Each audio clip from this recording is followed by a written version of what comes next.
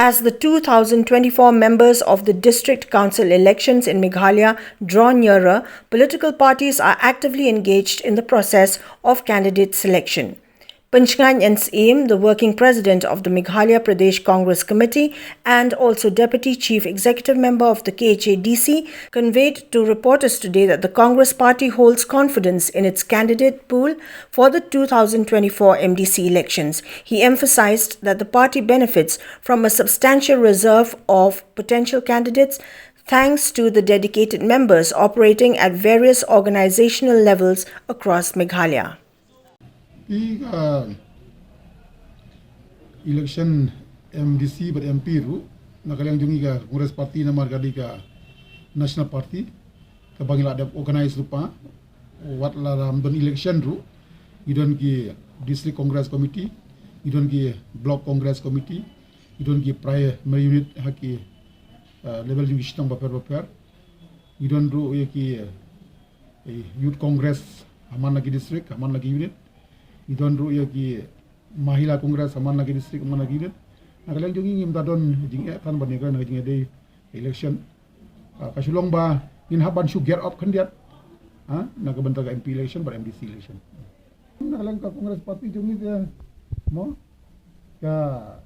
badikan National Party te lada kidon ki interest kandidat te mo bako ban yele te ila ban tho sika party tendai kasulong ba ya haduk mentahi namar ba ila di lupa sitting pada kaju kepor bangidang haduk mentang ngidang sania ngidang kaju longjung komu nomi khmat apa parlimen ngatrai indai kamu haduk mentang. Regarding his own candidacy in the 2024 MDC elections, Pynshngain N Syiem shared that while the people of Mausanram still hold him in high regards as their former MDC, he has made the decision to stand as the candidate from the Maukhar Panthor Umkhra constituency representing the Indian National Congress. Silong kani kin nalarang ada MDC Maukhar Panthor Umkhra adu menta di agni sana ayanga ka bagit hukum aja ka kendai ya bangan su simthane ka raiket ki banmare sini sitai kamlong petang lada ki nong sungsnong jo ka Maukhar Panthor ka mai ju agni sana yanga ka next MDC election kata tekan wanda ko gitu ni mau sendam mai ya kebetulan ki nong sungsnong jo na segi bun hadu menta ki tuang ayen ndi mangkalan yu da compare dengan free dun kisau sangut ki MLA di balak lek rai